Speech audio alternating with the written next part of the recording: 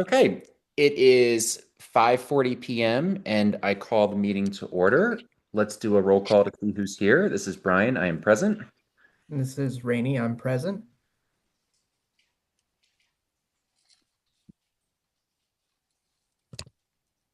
Sorry, this is Hay, and I am present. Great. Thank you. We have a quorum. Item 3, Governing Council Administrative Discussion and Action Items. And I apologize. Let me just refresh my page.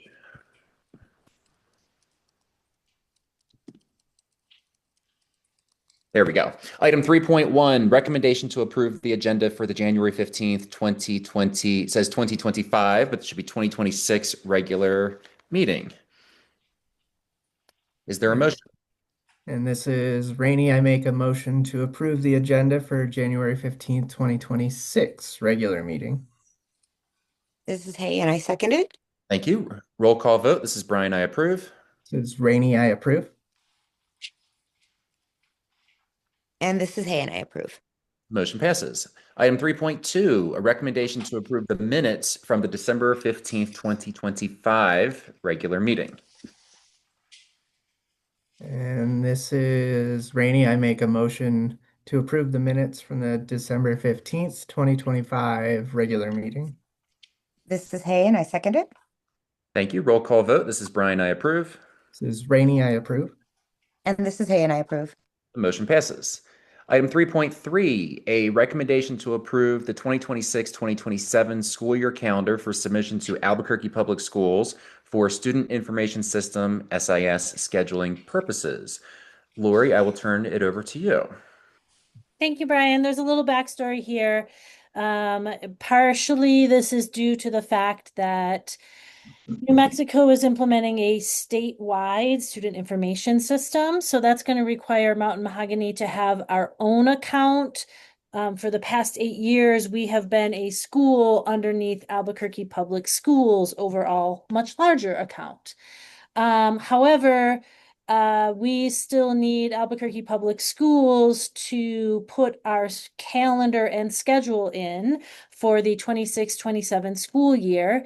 We will be able to make changes once we have our own Synergy account. That will happen in, I believe, July, if everything goes according to plan. But one thing that would not be easy to change is the first day of school. And APS has required schools to submit their calendar by Friday. So that's why it is coming to the Governing Council today. It hasn't been through as extensive feedback as we normally would give it. I have had a full faculty and staff meeting where faculty and staff have had an opportunity to give input. I haven't had an opportunity to send it up to families. But I will do so keeping in mind that one thing we can't really change easily is the first day of school. That being said, we're targeting the first day of school to be August 7th, which is a Friday, and that corresponds to Albuquerque Public Schools' first day of school. So we will have teachers come back the first week of August. We'll have professional development and planning days. We'll have an in-person registration, and we will have August 7th as the first day of school. Basically, everything else about this year, the proposed calendar for 2016-2017 accords to what the calendar looks like this year. And it is also aligned with Albuquerque Public Schools for the most part. Spring break is at the same time. Thanksgiving is at the same time. Christmas or the winter break is at the same time. The major difference, Mountain Mahogany does not have Veterans Day as a holiday. And we have different conference dates than Albuquerque Public Schools does.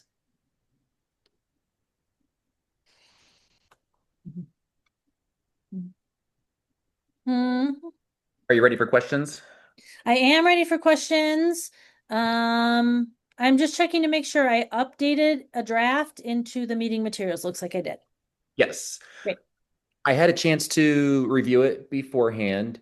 And Lori, thank you for the backstory. I was not aware of the link between the shift to the statewide SIS. So thank you for that. Yes, of course. I noticed that, and this is just something that you can fix prior to publication on the website. I like how you have the dates, the important dates down at the bottom of the page. Mm-hmm. The employee workday in October, according to the calendar, is the 9th, but you've got Oh, the 10th down at the bottom, which I think was the employee workday for this school year. yep. And then I know I've mentioned it in previous years. The one thing, this goes back to when I was in the classroom, that I always look for in a calendar is just random one-off days in between, like a weekend and say a holiday. Yeah. And of course, election day always falls on a Tuesday, so you've got that school day on the Monday there. Mm, I'm okay with proceeding. I am curious, and if you could get back to us mm-hmm. after this meeting, I'm just curious, say for this school year, that Monday before election day, whether there was any noticeable dip in Mm. school's attendance rate. And Look at just that. just for my other GC members, it just goes back to my time in the classroom where I'd hear from students, "Oh, we're just going to take off on that Monday and Yep. have a 4-day weekend." Hmm. Yeah, that's a concern for sure. I'll pull the data. That should be pretty easy, Brian. Great. And of course, with school starting on that Friday, it's just one day. I'm less concerned about that day, but I just have the curiosity about the day before election day. Agreed. Those are my questions. Rainey and Hay, any questions or comments from either of you? I don't think so. Sorry, because I was moving, but just to confirm, Brian, you were talking about the Monday before Election Day in November? November 2nd, 2026. Got it. Okay. Yep. And the reason Election Day is a holiday is because they passed a state law saying that it had to be a school holiday. So I don't have the discretion not to make that Tuesday a holiday. Let's get Election Day changed to Monday, guys.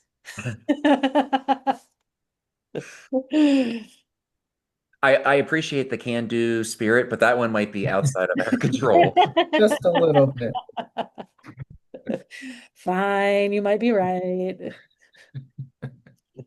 If there are no additional questions for Lori, I think we're ready for a motion. Yeah, this is Rainey and I make a motion to approve the 2026-2027 school year calendar for submission to the Albuquerque Public Schools for student information systems scheduling purposes. This is Hay, and I second that motion. Thank you. Roll call vote. This is Brian. I approve. This is Rainey, I approve. And this is Hay, and I approve. Motion passes. Item 4, public comments. Lori, I'm not seeing anyone online who might be wanting to provide public comments. We do not have anyone here for public comment. Okay. And it looks like Hay is back. Great. Yes. Moving on to item number 5, stakeholder reports and action items. Item 5.1, director's report. Lori, back to you. Great. I am going to spend most of my time on our mid-year assessment results. So I have a couple of reports that I have put into the meeting materials. And would it be helpful if we looked at them together or not necessary? Like, do you want me to share my screen? I know for me, I typically pull up the documents on my own, so I'll just leave that up to Rainey and to Hay. I Yeah, try to I have bring them it. up as well. Okay. Okay. The first one I'm looking at is our math diagnostic growth. And so that is giving you an idea of the both the current placement of students and their progress towards typical annual growth. Keep in mind, this is just our 3rd through 8th grade students. So we see progress towards typical annual growth at 41%. We see strongest growth at the 8th grade level, which is really interesting. And then I would say weakest growth at the 6th and 7th grade level.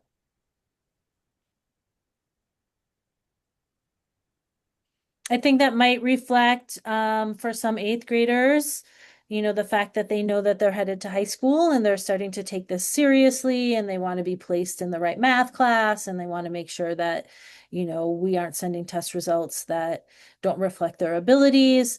Our seventh grade class is a challenging group from the perspective of where many of them came in at the beginning. And then our sixth grade class, I was a little surprised that we didn't see stronger growth from our sixth graders. To be honest, keep in mind, we did have a transition in our middle school math teacher. So he left at the end of October. We transitioned into our math interventionist as our middle school math teacher, but that may have some impact on how students did on the mid-year assessment. Lori, thank you for that. I would concur. Mhm. The sixth and seventh grade is worrisome. Mhm. The percentage met, I mean, I'm less concerned about that because obviously it's halfway through the school year and students have a year to meet their annual typical growth. Right. But that median, that middle student for the sixth and seventh grade, where the median student made no growth whatsoever for sixth grade, is particularly concerning. Mhm. Yeah, I agree with that for sure. Is I assume the interventionist who moved into that position, they are a former math teacher? Um, that's Josh, and he was before he came to Mountain Mahogany, he was a middle school science teacher. And but has been the math interventionist for a couple years. Okay. So had been working with, I would say, probably third through eighth grades, mostly in an intervention capacity, and has been through a lot of trainings around numeracy, developmental concepts in students mastering math. So I Okay. think he has a good knowledge base, but sometimes it is equally as much about building relationships with students and, finding a rhythm of the class. Mid-year transitions are hard, Your transitions are hard. Yeah. and you kind of touched on it. My question was going to be, obviously a question for you and less about the teacher. In terms of that mid-year transition, Mhm. what are the supports that are being provided to help set them up for a successful second semester? Well, we hired a new math interventionist, so that's going to help quite a bit. And she just started in January. So I'm eager to see how she's able to start working with some of the middle schoolers. Um, we are actively trialing new curricular materials that are going to help with like the presentation of the content. We have a math PLC that meets at least once a month. Um, and I am looking into more math coaching, and we have a lot of math materials. So I think those supports are helping. Kana, you can maybe speak to it from the middle school perspective. Part of this is just our previous math teacher was really beloved by students and had really strong relationships with many of them. And so that, is just going to take time to replicate. Um, you know, I also want to say like the transition has been remarkably smooth. There's been no behavior issues. They already all knew Josh. They had worked with Josh, had relationships with him. So there's some adjustment to his teaching style and who he is as a person.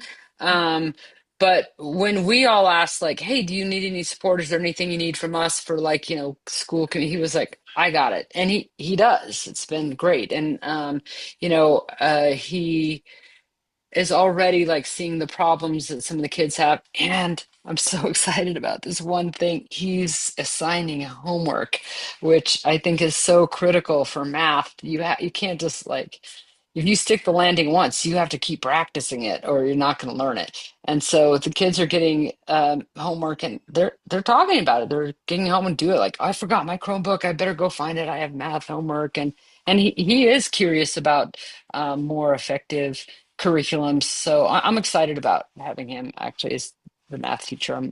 I'm really grateful that that's who we got mid-year or mid-semester. Um, yeah, I think we were really lucky, Yeah, it really sounds like lucky. making the best of Yeah, a situation that wasn't necessarily yeah. advantageous. That sixth grade class is, well, you'll see when we get to ELA, is struggling. But I'm not good with time. But isn't that like the class that didn't have first, either K and first or first and second during COVID in person? It would be something like that. Yeah. I mean, I think, that early literacy piece being missing for them could be a part of it, and math could be a part of it. And Lori, I appreciate the conversation and thank you for bringing these results up. My last question is, iReady is only administered 3 times a year. We're next scheduled to look at EOY results, say in June. Because of the transition, do you have a plan to not bringing to the governing council, but just you as the head administrator, looking at maybe formative assessment results or curriculum assessment results, just to have an eye on growth between now and the end of the year as a support for that new teacher? Yeah, we do that through the PLCs, and we'll continue to do that. We're also using the number sense assessment for our sixth graders, so maybe we can look at that in the academic excellence committee. I don't have a um non I don't have a copy without student names to show you right now. Sounds good. Okay. Um, Rainey and Hay, any questions about math growth? Not questions. I too am hopeful that I know the outgoing teacher, like that reverberated through our house when they left. So the adjustment, I assume, will be a tough one, even if Josh is the bestest math teacher ever. So hopefully it's just a matter of the adjustment for everybody. Yeah. I kind of had a question, semi-comment on just, I guess, diagnostics in general. It's something that I've been trying to work on myself individually as a parent, like keeping up with what's actually going on in the classroom. Like my boys both have IEPs, and that was like a whole separate situation. So on my own, I spent time looking up what can I do to support them. And in the midst of that, lost track of my eldest because she was, for a long time didn't really need as much intensive supervision. With that said, I found a teacher based out of California that works in charter schools, and something that their school did is a Title I school that served children that were predominantly minorities and, socioeconomic disadvantage compared to the rest of the area. They would do parent workshops. So they'd set aside time before lessons were released to teach the parents what they were learning and give them tools at home to provide that support. And I thought that was cool. And I don't know where we're at with like volunteer hours or if that was something that we might be able to do on a school level to get everyone involved. Not like, the whole entire school meeting every single week, but just more hands-on involvement to provide that additional support in a way. We do have a family math night planned that's going to be March 19th. So I definitely recommend that. And that is a conversation that we have both from literacy and math. Like, how do we successfully engage families in understanding what their kids need to know and be able to do? And how do we make that accessible, right? Like for some Mhm. families, can they come to an event? Is it in the evenings? Is it via Zoom? What would work best? And so I'm really would be interested to know, what would work best for you personally. And then also like within the parent community, maybe we can gather some information about that. Yeah, I think that'd be cool. I think so too. I mean, as a parent myself, I don't want to know everything about what my kid's doing in school. And part of that is fostering independence, and part of that is, giving them space, and part of that is just my brain is already full with everything I have to do.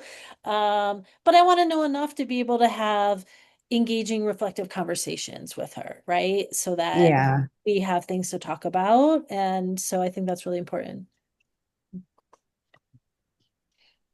Okay, Lori, I think we're ready to move on to the next report. Okay, give me 1 second. I'm trying to get a link to Brooke, who is trying to join us. Great.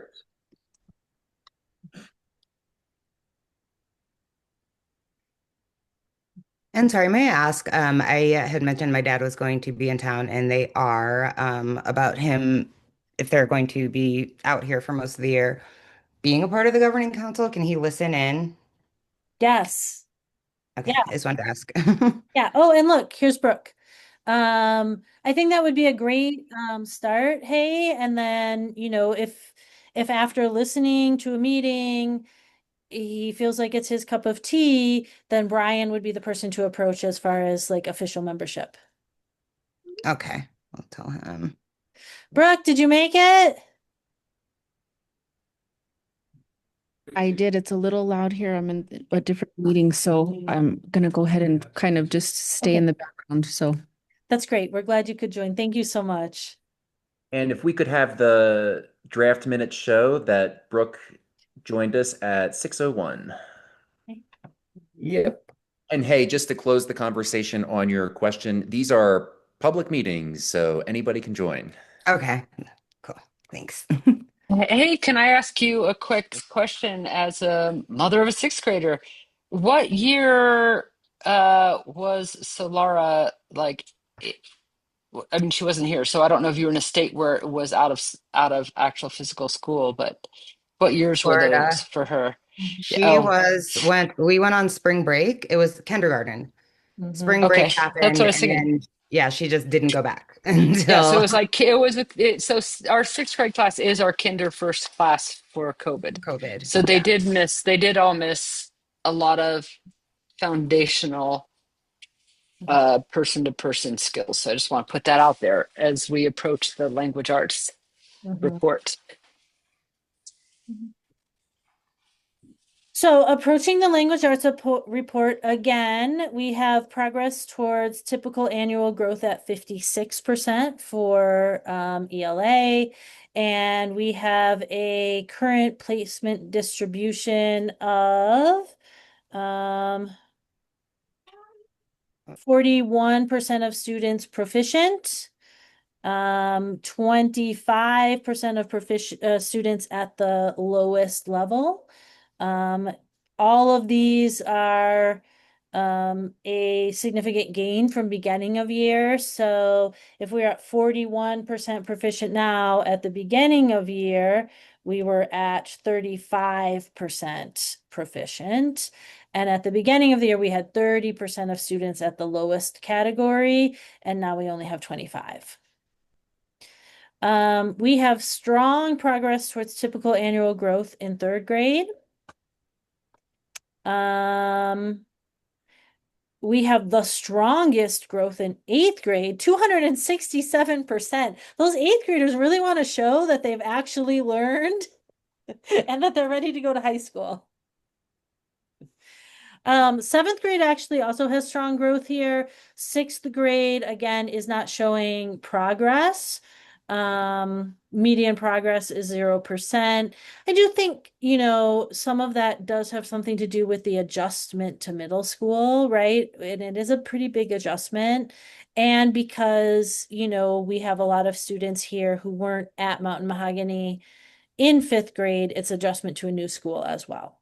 But we will dig more into why the data is showing that this is, a problem for growth. I don't remember sixth grade being a particular problem in previous years. So it's just interesting. You can't, you never know what you're going to get, and you have to adjust and make plans on the fly and figure out what's not working and make those changes to address those needs.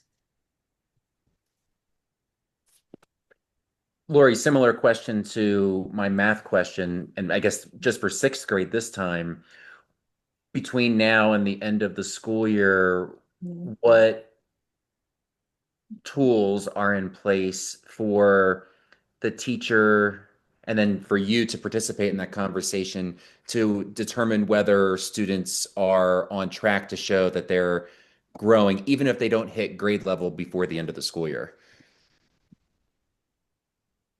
Hannah, do you want to talk about the work you're doing with fluency? Yeah, I've been doing fluency practice, which is actually holding kids back quite a bit. Because I do teach all the children, and they really struggle with reading so slowly. Some of them can't remember what it is that they read. Mhm. And so I have been doing like kind of a prototype of fluency practice where they just do repeated reading of a passage for 1 minute. And seen a really great growth, especially for the kids who are sort of like mid and low level. I mean, some of the high kids too, it's like actually they couldn't help it. They're reading so much now, they just sound so much better and they're faster. And so we're going to discuss implementing that across all. I do it during my advisory class, so we're going to discuss doing that across all the advisories. Um, and it's hard because that eighth grade class has grown Mm, in fluency as well, even mhm. the ones that I didn't do it with. But a lot of them are gifted kids and also are already advanced readers. So I think that what we need to do is look at the data and see how my class was affected in terms of the lower readers and the middle readers who don't have IEPs in particular, which is a lot of the kids who are struggling and not showing growth. So that's one thing that's happening. Okay. Thank you, Kana. Yeah. Yeah. And when I'm looking at our sixth grade, like the results on this assessment, 8 of the students who didn't show growth were at or above grade level at the beginning of the year. So that's something to examine as well. Um, is it just that they were like, oh, I don't have, I'm not as motivated, I don't have to work that hard? Or is it something like we need um, more enrichment for some kids in order to stretch their abilities. So I just want to be clear, not every student who doesn't make growth is a student who's below where benchmark is, essentially. Our student who made the most growth in sixth grade in literacy went from um, let's see, a scaled score of 497 to a scale score of 590, which is 489% of typical annual growth. So that's a success story. Yes, it is. And thank you for the clarification about gifted versus students who are below grade level. And that's the beauty of a small school. And then you mentioned, I think you said 8 students. That's an individual conversation you can have with those students to figure out, hey, what happened on the MOI assessment? Yeah, for sure. All right. So Lori and Kana, thank you so much for the additional context on sixth grade. Mhm. Rainey and Hay, any questions or comments about the reading growth report before Lori moves on? Nope, I'm good there. Okay. No. Okay. As far as our younger students, kindergarten, first, second, they have to take a different test. It's called Amira. It's complicated because Amira was previously the iStation, who previously provided the state assessment, purchased Amira. They changed the assessment. I was on a public education department call today. According to the public education department, they're seeing that student proficiency using this new version of the assessment is similar to what it was in previous years, but it's identifying about half the number of kids as needing support like that are at risk for dyslexia, like from 40% to 20%.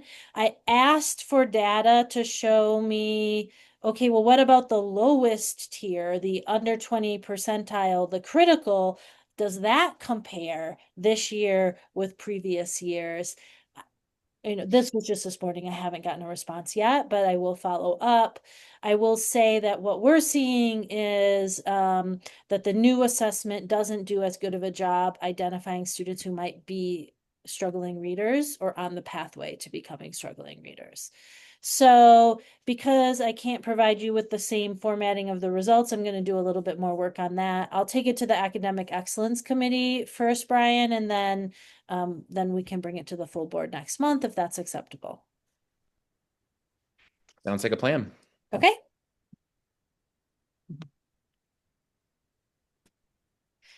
That's it for my report. I will mention that we did open our lottery for the 26-27 school year. Families of current students will be reaching out to ask you to reconfirm that you want to remain at Mountain Mahogany for the next school year. And we'll be holding a open house for families. I believe it is going to be like for prospective families. It's going to be March 7th. So you can put that on your calendars for March 7th. That's a Saturday. We always do it on a Saturday so we can show off the campus in the light, so to speak. What time does that start? Usually it's like 9 to 11. And then earlier you mentioned the family math night on the 19th. What were the times for that? Family math night is usually like 5:30 to 7. And we always have food for families on family math night. I think I'm scheduled to be in Santa Fe for work that day, but I would love to try to attend that. We would love to have you. Anyone who likes to do math.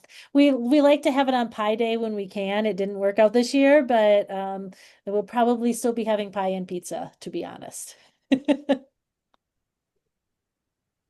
Brian, you know what I think would be fabulous, if not this year, next year, that like you host one of your own like math rooms. That would be so fun. Like I'm special guest star, Mr. Brian. Kana, first of all, thank you for even just throwing that out there. That means a ton to me. I'm gonna think about it and see what I can do. You could have my room. We don't do anything in my room, but I'll co-host it with you. I'll be Okay. your I could be your support staff. I'm gonna do some brainstorming. Thank you, Kana. And there was a question. Hey, it is March 19th. Okay. Just need a moment to get back to my agenda. Item 5.2, discussion item, teacher reports. Kana, you are muted.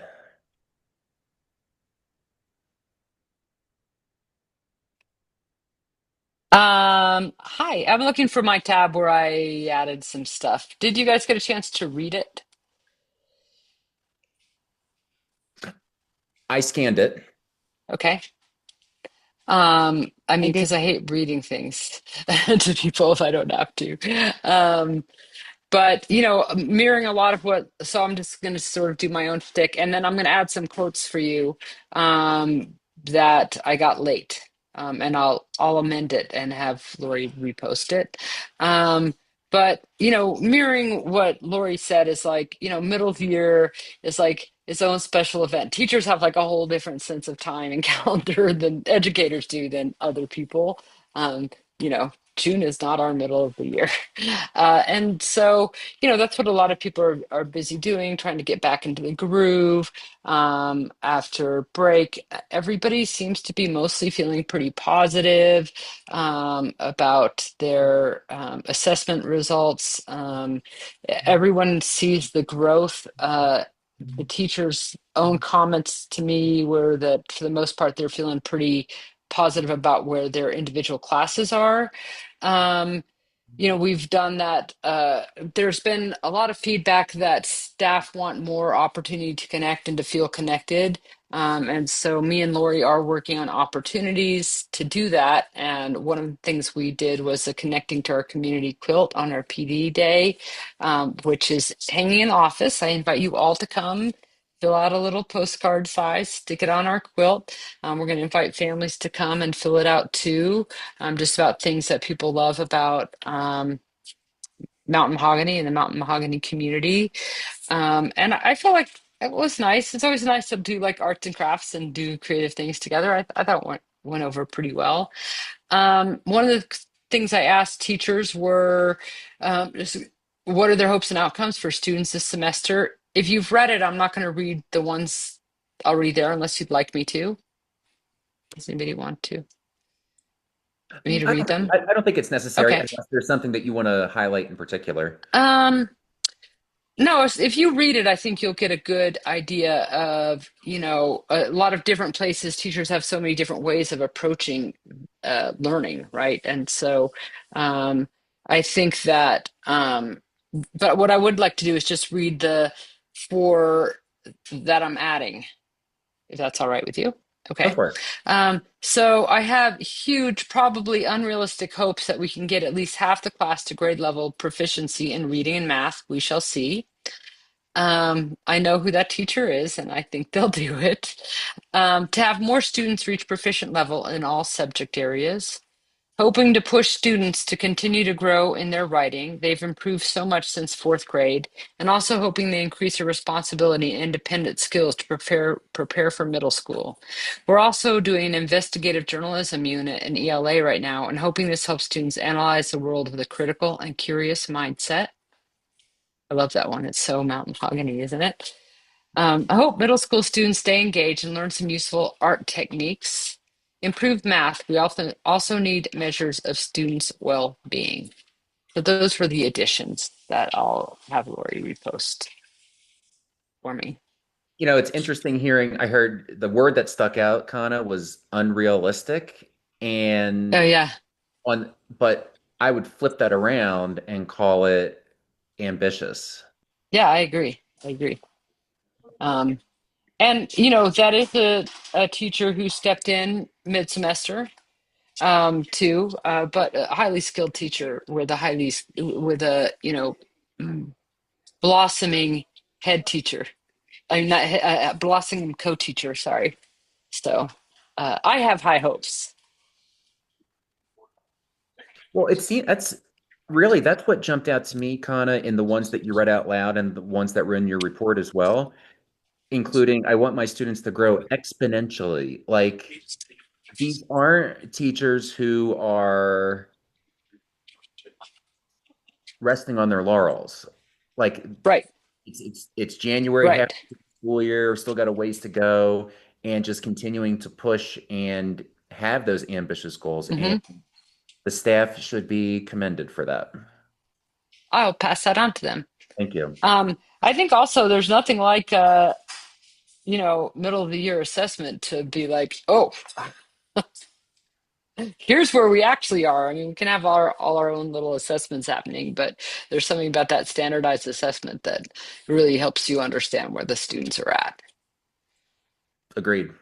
Being a fan of testing, I want to say.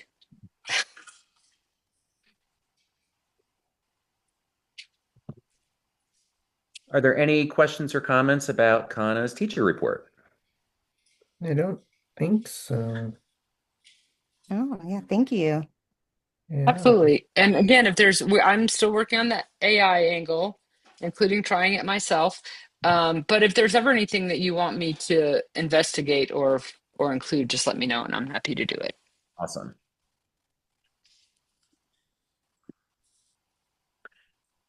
Item 5.3, Family Council reports. Lori, any movement on a resurgence of the Family Council? None for this month. Okay. Item 5.4, Student Council reports. I believe, let's see, that report is still in our meeting materials.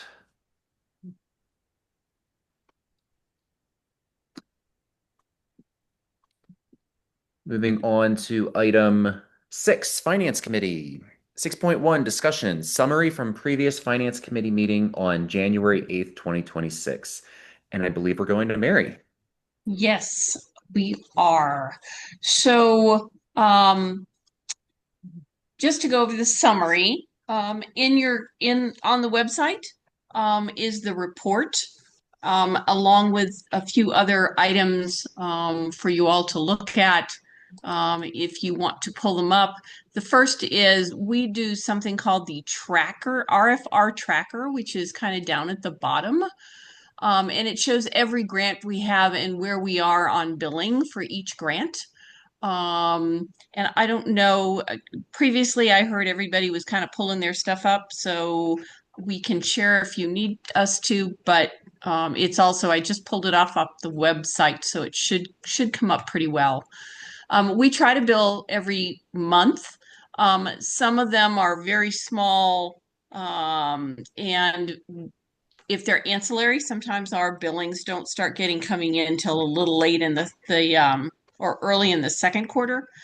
So basically, as soon as we have expenditures in a particular fund that's about $2,000, we start billing that fund. And so you can go down, and for most part, everything has been billed at least once, except for it's a pre-K idea-B, which we have to get. It relates to ancillary services related to kinder only. And so we have to make sure that any expenses that are put in there relate to either services provided to kinders or evaluations of kinders. So that one, we have expenses now in December, so we'll be billing that one.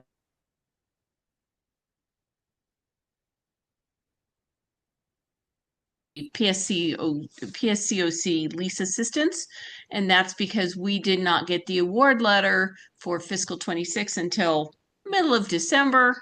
We have to have budget authority.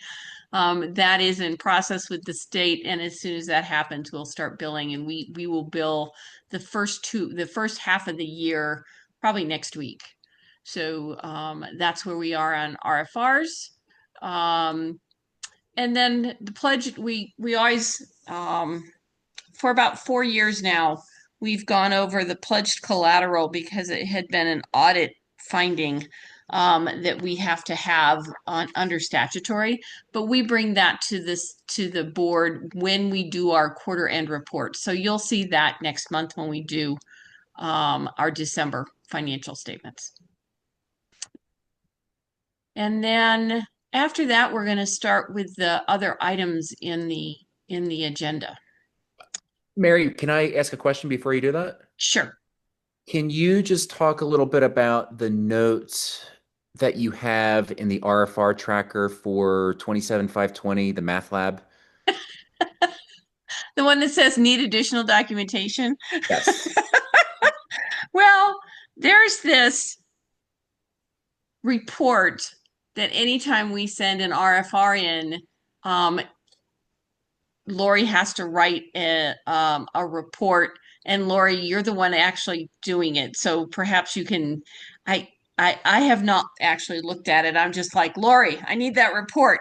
So, and if I don't put it up there, they send us a nasty little note that goes over the fact that it's a required item of the RFR. So I think, Lori, can you talk about that report that we have to do? That's the math lab. I can. The report is, a status update on the progress of the project. Unfortunately, they've asked a lot of questions. They like a lot of words, so it ends up being like a 5 or 6 page document. So, we want to obviously be in communication with our grantor, but also minimize the number of times that we have to redo the same report in order to be reimbursed. So, it's kind of about striking that balance. Sometimes there's not much to share new information besides, we're implementing the schedule, the students are receiving the services. big picture, I would say that we're getting a lot of learning from the Math Lab grant. We're sparking some really productive conversations. We've been talking a lot about how we need to really, really up our use of manipulatives, especially in the early grades, because students really need tangible experience to become better reasoners with numbers. And I mean, that's not true of older kids as well. It just becomes more and more challenging, right? Like you can easily handle all the manipulatives for 20 items, right? But when you're talking about, I don't know, triple digit numbers, that becomes more challenging. So uh, I am really grateful for the learnings we've had from it, and that's what the note pertains to, is that they will not reimburse your expenses unless you provide them with a written report. Thank you. Yeah. We also, that particular grant was one that, if I recall right, Lori, it came in quite late. And so we're kind of we're catching up. We had to expend quite a bit of the expenditures in operational, and then we could move them over once we got the grant authority. Because you can't charge anything until you have budget authority through the state. That's correct. Okay, any other questions? Then Brian, I would be ready to go to 6.2 if you are ready. I am ready. Okay. So again, the financial statements are on the website. We did download them. I downloaded them to make sure that the PDF had all pages. It's about 24 pages. And the summary that's up there, the financial report, talks about the detail of the um, of the financial statements. So the first, I'm thinking 3 pages. The first 3 pages is something called the Statement of Financial Position. It is basically our balance sheet, and it's a balance sheet that is for every fund that we have. And so our accounting system and under GASB and general accounting principles, we have to have a general ledger for every single fund that we have so that it's, everything's accounted for by grant. And a fund is basically a grant. So one of the things we talk about is our cash position, because we have to pre-fund any of those RFRs. We actually have to spend the money and then they reimburse us. So our total cash position at the end of November was just under just over $1.3 million, with $667,000 of that in operational. So the 660 in school finance, our revenue, our funding for the students is spread out to us over 12 months. But most of the expenses, I mean, our school doesn't usually start until maybe early August. So there is time there where you have money coming in with very few expenses.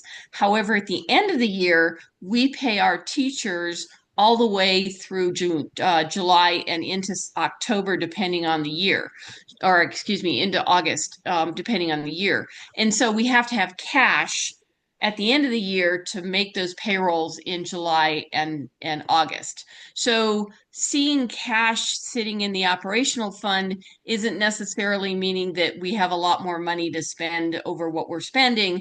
It means that we're holding money back so that we can have enough to pay those expenses during the summer, if that makes sense. It does make sense. Okay. So you'll see on the page 1 and again on page 2, you'll see in the 24,000 account funds, you'll see negative cash.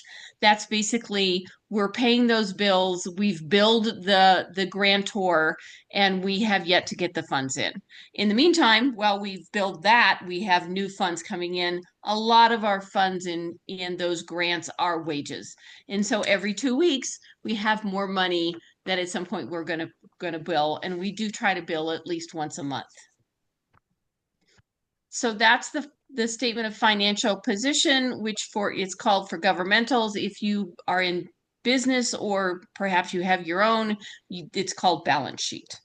The next statement is on page 4. It's the statement of revenue, expenditures, and changes in fund balance. And it's a summary statement. And because we have new members, I'm going a little more detail than I normally would on this stuff. But statement of revenues, expenditures is the groups that you will see more on the audit report when it comes out. The revenues show by type of revenue, property taxes and revenues from the districts and the state equalization grant. And then below, it summarizes your expenditures by function, which direct instruction, support services for students, which are a lot of your ancillary and your staff. 2200 is more library or training. 2300 is central administration. 2500 is basically the finance and copy centers. 2600 is our facility costs, utilities, repair and maintenance, and then food service and capital outlay. So those expenditures by fund are there for your review. And if you have any questions, of course, you can always send us a note and we can respond to individual questions. And so on page 6, you'll see the total across all funds. Any questions on the statement of revenues, expenditures, and changes in fund balance? The next page, page 7, is the checks disbursements. The state requires by statute that the governing council approves cash disbursements every month. And so we give you a list of every single check that we've written, and we provide a description of what it's for, because over the years, it's been my habit, and now Elizabeth's, it's easier for us to tell you what it is. And so you can see it before you ask questions because it just kind of saves time. Most of these are pretty standard standard expenditures. And so if you have any questions, then I'll be glad to entertain those questions and give you an answer.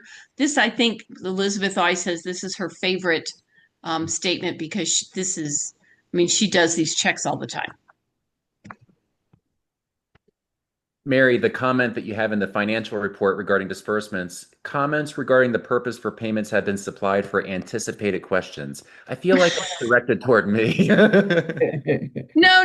Actually, over the years, Brian, you don't ask near as much as a couple of the people I've had on boards at either of my school. So I've had some finance people who, man, they were always wanting everything, and so it was just easier to do it beforehand than at the board meeting. It is much appreciated. If there aren't any questions, the last one goes from page 8 to page 24. It is our budget to actual expenditures. And so as a governmental entity, we have to prepare a budget. It has to be approved by the governing council, has to go to the PED, Public Education Department, who also approves it. And we basically say, this is what we think we're going to spend the money on. And that's your third column in this financial statement. The actual is the actual checks that we have written. The encumbrance is our promise to pay. And a lot of this is related to the fact that we have employee contracts, their salaries and benefits that we have committed to pay throughout the year. And so we set that money aside so that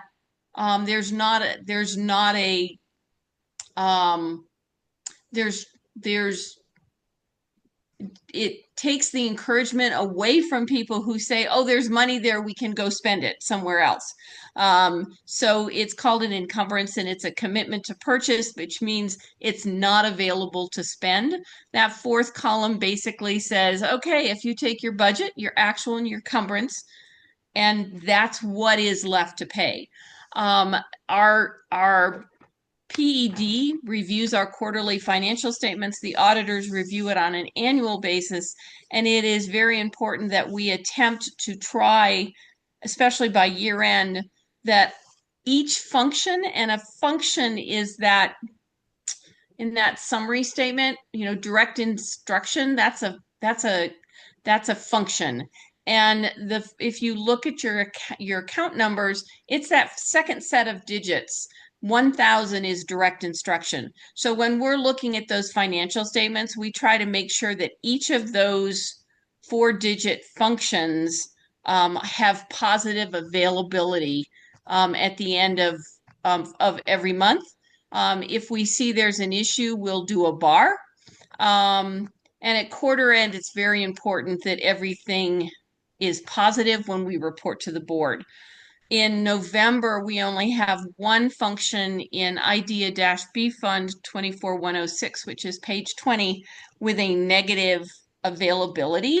And that's because we had an employee who we had a change in insurances. So we'll be adjusting some of the encumbrances for year end. But also there's some diagnosticians in there that will resolve itself. So that's the only function in the entire budget that that we needed to have an adjustment, and it's not one that we have a bar for this evening.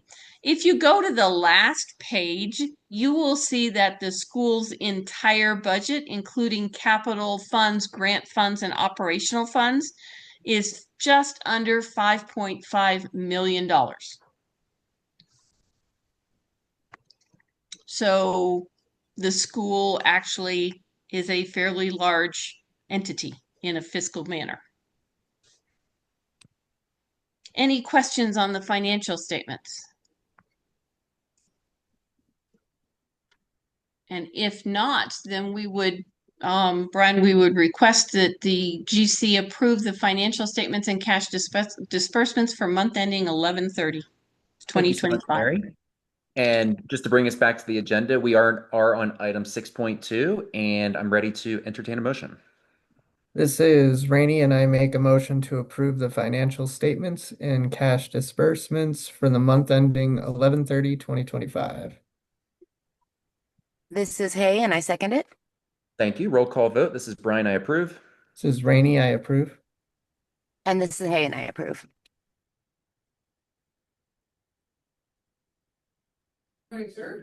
This is Brooke, I approve. Thank you very much. The motion passes. Moving on to item 6.3, a recommendation to approve bar FY 26-11, 26,195.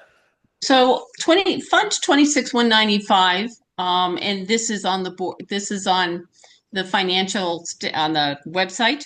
And we provide the bar and then supporting documentation for the bar. This bar is a budget adjustment request. So when we have adjustments for bars, if it's an increase, which this is, it has to go to PED for approval. And we have to give them supporting documentation and verbiage on what it is. This is our friends of Mountain Mahogany provided us with some fundraising funds of $4,500. And so the intent with that is that we're putting $4,000 of it into general supplies and materials, and then we're putting some of it in for after school. So this would help us cover costs for events like the math night. We buy, did I hear pizza or pie? So this allows us to cover those costs because we are not allowed to pay for food out of operational funds. And so this is one of our donation funds that help us pay for special things that we can't do through operational or federal funds. Are there any questions?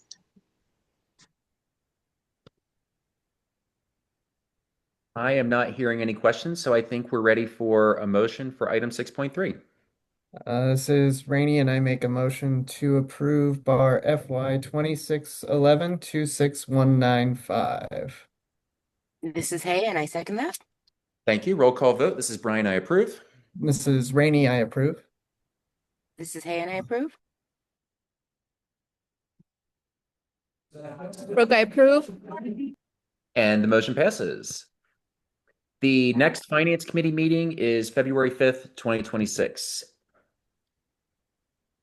Item 7, Policy Committee. 7.1, no summary from previous Policy Committee meeting. 7.2, next Policy Committee meeting to be determined.